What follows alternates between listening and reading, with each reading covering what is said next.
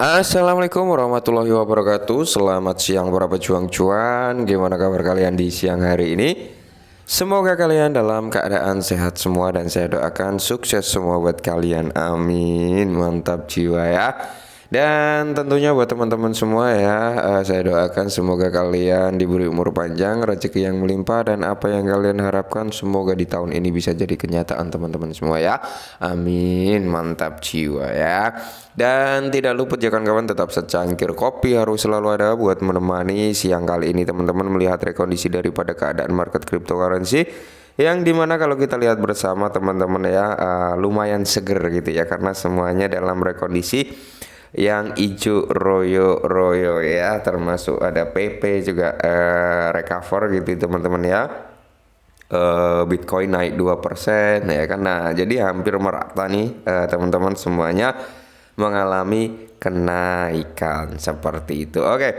Jadi di sini ada sedikit lampu hijau ya, bukan sedikit. Ini memang sudah menjadi lampu hijau untuk XRP teman-teman ya, karena kita akan membahas perihal XRP di mana saat ini dia berada di area 4787 ya untuk 24 jam terakhir. Harga tertinggi di area 4842 ya kan teman-teman ya, untuk terendahnya berada di area 4688. Oke. Nah, jadi di sini ada sedikit informasi tentang XRP yang dimana ini bisa menjadi langkah awal kemenangan daripada XRP teman-teman, karena ini memang yang ditunggu-tunggu gitu ya, bisa dikatakan kalau menurut saya pribadi 99% ya kemenangan sudah berada di tangan XRP teman-teman ya, karena di sini ada updatean yang cukup menarik. Langsung saja ya kita menuju ke pokok pembahasannya. Nah, di sini dokumen HIN6 ya dalam kasus Ripple menimbulkan pertanyaan tentang motif SEC. Nah, kita memang menunggu-nunggu ya dokumen HIN6 ini teman-teman, apa sih isinya gitu ya kan, dan apa sih motifnya. Nah, di sini ada persenjataan untuk XRP nih melawan SEC gitu teman-teman, karena di sini ada bisa dikatakan pedangnya ya seperti itu untuk melawan. Oke. Jadi menurut pengacara Crypto Fraud Rispoli, dokumen HINA menggambarkan sebuah agensi yang memprioritaskan perluasan yurisdiksinya daripada memenuhi tanggung jawab utama untuk melindungi investor Amerika Serikat ya, menurut Crypto Fraud Rispoli ya. Oke. Nah, jadi di sini kalau kita lihat bersama teman-teman ya, dokumen himnan yang baru dirilis yang relevan dengan peraturan hukum yang sedang berlangsung antara Ripple dan Komisi Sekuritas dan Bursa Amerika Serikat, SEC telah menjelaskan perpecahan internal di dalam SEC dan menimbulkan pertanyaan tentang motifnya. Oke, jadi apa sih motif SEC ini kok apa ya, bisa dikatakan menganggap ini sekuritas, menganggap ini seperti ini, menganggap itu seperti itu, menuntut ini dan itu. Nah, jadi di sini motifnya apa? Nah, dalam dokumen di sini dokumen HINAM ini ada lampu hijaunya teman-teman. Nah, jadi dalam sebuah wawancara dengan Cointelegraph ya, pengacara kripto dan pendiri Halt Law Friend Rispol membagikan pemikiran tentang dokumen yang baru dirilis. Oke, menurut Rispoli, dokumen ini melukiskan gambaran sebuah agensi yang lebih tertarik untuk memperluas yurisdiksinya daripada memenuhi misi utama untuk melindungi investornya ya. Jadi menurut dokumen ini teman-teman ya,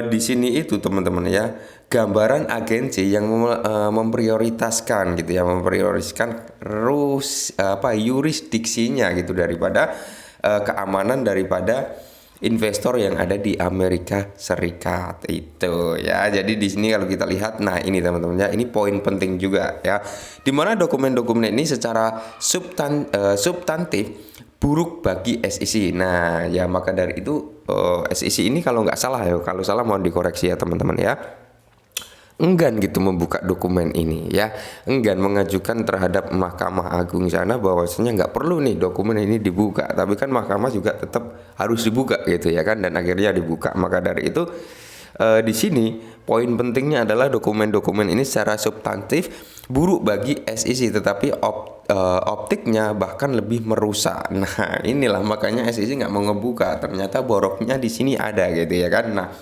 secara bersama-sama mereka menunjukkan SEC yang jelas lebih peduli dengan perluasan wilayahnya daripada misi hampir 90 tahun untuk melindungi investor Amerika Serikat. Nah, jadi di sini menurut dokumen ini teman-teman, SEC ini lebih cenderung peduli untuk memperluas wilayahnya gitu ya, daripada mereka melindungi investor yang seharusnya dilindungi kan, seperti itu. Mereka menunjukkan aspek pintu putar dari birokrasi agensi yang paling buruk. Nah, ini bisa menjadi senjata juga buat Ripple untuk melawan daripada SRP. Nah, dia menjelaskan lebih lanjut, misalnya salah satu dokumen yang tidak dihapus menunjukkan bahwa kantor penasihat umum SEC mengakui bahwa kripto kemungkinan masuk ke dalam kategori lainnya. Nah, ini perlu kita garis bawahi. Kripto masuk ke dalam kategori lainnya. Ini bukan keamanan, oke? Nah, ini ya teman-teman. Kripto masuk ke dalam kategori lainnya. Ini bukan keamanan karena tidak ada grup pengendali. Ya, setidaknya dalam pengertian Huawei ya.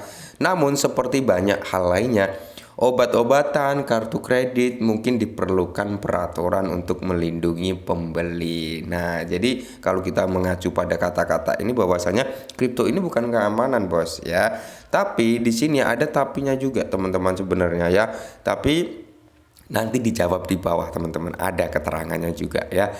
Jadi di sini DSHAO adalah kerangka hukum yang ditetapkan oleh Mahkamah Agung Amerika Serikat, di mana SEC Huawei ya pada tahun 1946 untuk menentukan apakah suatu transaksi memenuhi syarat sebagai kontrak investasi, dan karena itu termasuk dalam definisi sekuritas. Oke, nah menurut Ripple, masalah intinya adalah bahwa sementara cryptocurrency mungkin memiliki atribut keamanan tertentu ya, karakteristik fundamental membedakan dari sekuritas tradisional. Nah, ya sudah jelas kalau kita berbicara keamanan tradisional dan keamanan digital memang beda gitu ya. Jadi di pidatonya ini juga dijelaskan bahwasanya cryptocurrency ini sekuritas berbeda dengan sekuritas tradisional. Konsekuensinya regulasi diperlukan, tetapi boleh hanya dipercayakan pada regulator sekuritas yang haus kekuasaan ya, tapi tidak boleh ya. Nah, ini yang menarik teman-teman ya. Jadi memang ya kalau kita berbicara regulasi, nah ini yang kita tunggu-tunggu sebenarnya. Memang bisa dikatakan regulasi kripto itu perlu ya. Kalau menurut artikel ini kan seperti itu ya, perlu ya. Cuman ya bisa digarisbawahi teman-teman ya, tidak boleh hanya dipercayakan pada regulator sekuritas yang haus kekuasaan gitu ya. Mantap Cio ya, dia menjelaskan bahwasanya nih garis poin pentingnya, di mana kripto mungkin memiliki beberapa atribut keamanan, tetapi atribut lainnya membuatnya berbeda secara fundamental dari sekuritas. Nah, karenanya ada kebutuhan akan regulasi, tetapi jelas bukan dari SEC yang haus kekuasaan. Nah, jadi regulasi ini bukan dari SEC yang menentukan ini sekuritas, ini. Nah, di mana di sini dijelaskan SEC ini haus kekuasaan gitu ya. SEC juga menyadari hal ini dan berjuang keras untuk melindungi dan memperluas yurisdiknya, bahkan tanpa otoritas Kongres gitu teman-teman. Jadi bisa dikatakan seperti yang diajukan oleh Kongres Amerika Serikat ya, bahwasanya di sini dijelaskan kan waktu itu ada RUU yang sedang diajukan untuk pencopotan si Gary Gensler ya teman-teman ya.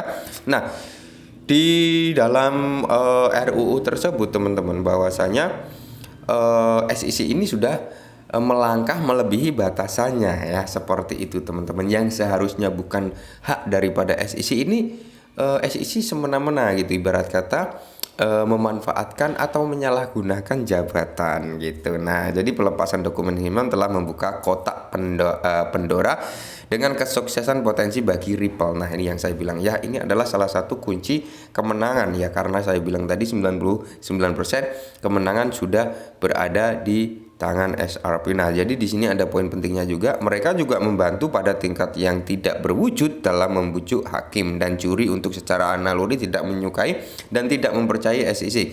karena praktiknya sangat-sangat dipertanyakan yang berusaha dengan sengaja membuat kerangka peraturan investasi kripto lebih membingungkan dan tidak pasti. Yes, ya kalau kita berbicara SEC ini memang di sini kayak disengaja gitu ya. Maksudnya gini ya, kerangka waktu dan regulasi daripada kripto ini sampai ini belum jelas gitu ya, masih diputer-puter terus gitu teman-teman. Nah, jadi ini adalah salah satu langkah yang cukup positif atau senjata yang cukup menarik nih dari pidato Himnam ini, teman-teman, bisa dijadikan senjata juga oleh Ripple untuk melawan SEC. Dan kemungkinan besar kalau menurut saya pribadi 99% ya kemenangan sudah di depan mata. Oke, mungkin ini sedikit informasi tentang XRP, semoga membantu. Salam cuan.